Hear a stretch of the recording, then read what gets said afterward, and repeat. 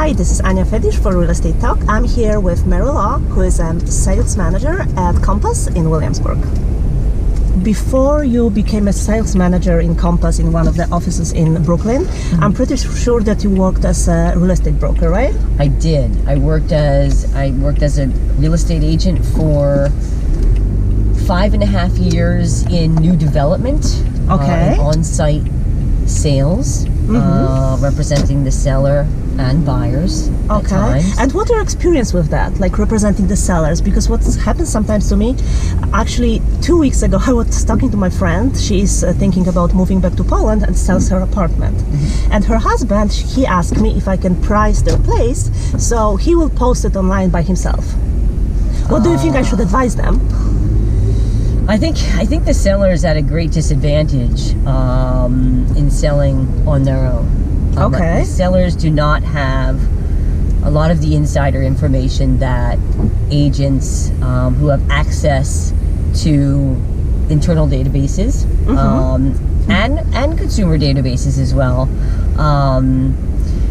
But you know, the huge advantage that they have, what they're saying, that they will save some money on the broker fee. Yes, they'll save some money on the broker fee, but they will likely not achieve as high of a price if they don't market it through a great broker.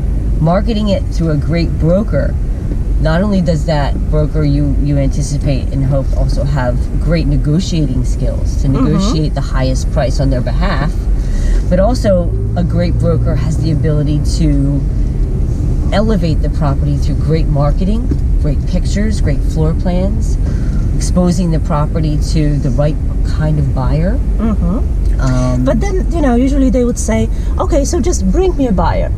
Don't list it anywhere. If you know so many people, you have so many connections, just bring me a buyer. Yeah, I think that the only way to get maximum exposure, to really reach all the buyers and all the agents with buyers, is to let everyone see the listing. Okay, but then they would say, so I will give this listing to 5 different brokers, and then I will have the biggest exposure that's possible. Right. So I think that, I mean, from my perspective, if I have this listing and 5 other people have it, I don't care about that. Because, you know, it will be a waste of my time. If everyone advertises it, why would I do it?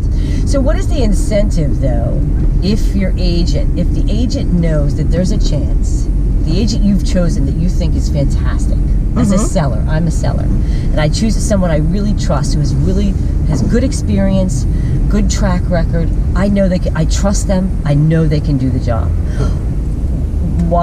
It would be counterintuitive and de-incentivizing for me to ask 4 other people to try to sell the apartment.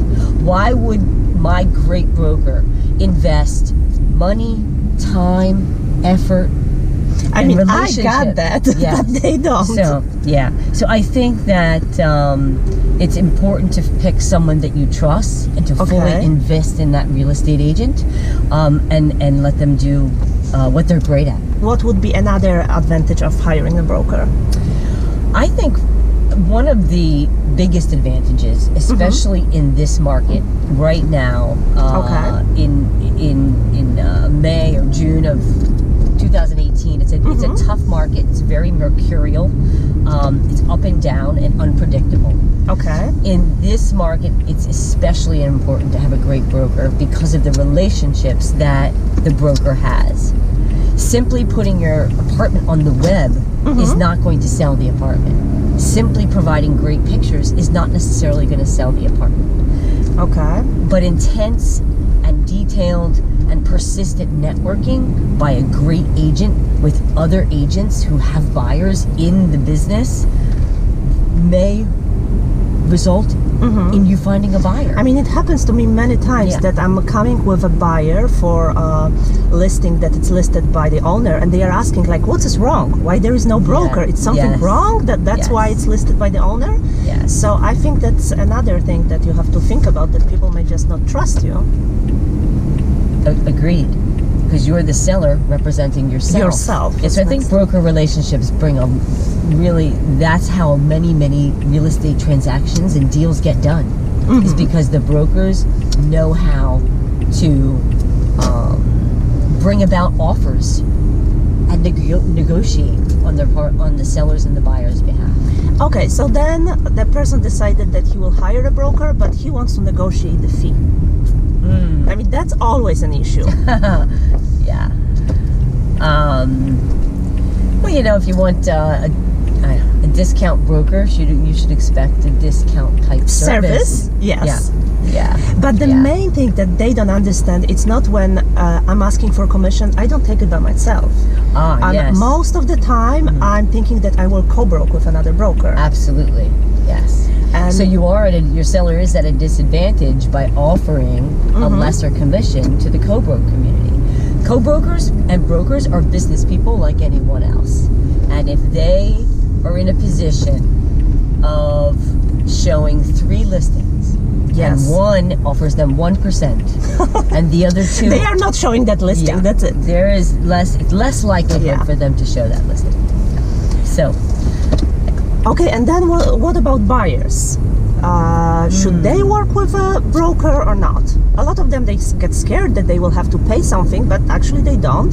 Yeah. Always the seller is paying the commission. So what's the advantage for the buyer to work with a broker? I think, again, we were just talking about relationships. I think that's also one of the strongest reasons why a buyer should work with a broker. Brokers, through relationships, can learn and understand about the market.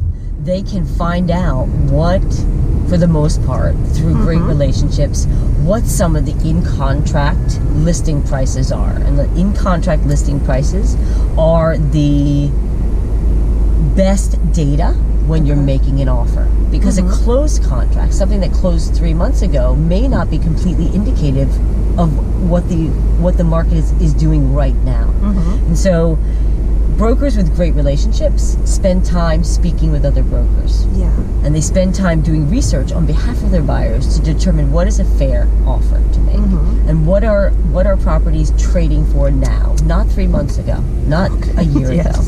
And so that's one advantage. Also, I think that buyers, they have to understand that when they have a broker working for them, they're working for their best business. Because working with the broker who is representing the seller, obviously he's trying to raise the price and get the best deal for the seller, not for them. Yeah, so that's what you're saying there is really about representation. The buyer gets their own representative. Yeah. And I think on behalf of them and negotiating on behalf of them versus makes a huge difference. Absolutely. Do you think when somebody is hiring a broker, is it either representing him as a buyer or a seller, is it important what brokerage is the broker working for? If it's a huge company, small company, or it's more about relationship that he has with the person? I do think that there is a difference in brand. Yes. And if you can find a great combination in an agent you trust. I mean, I can say that. That's why I moved to Compass, but that's another story. Yeah. So I was going to say, if you can find an agent that you trust and a brand that you love, and you can bring those two things together, I think you've found the perfect recipe for a successful buy or sell. And I agree with you about Compass. I think, well, that was my next question. What for you it's Compass? Why this brand is good for you? I chose to come to Compass as an agent about 2.5 years ago. I spent about a year as an agent at Compass, and now I'm a sales manager at Compass.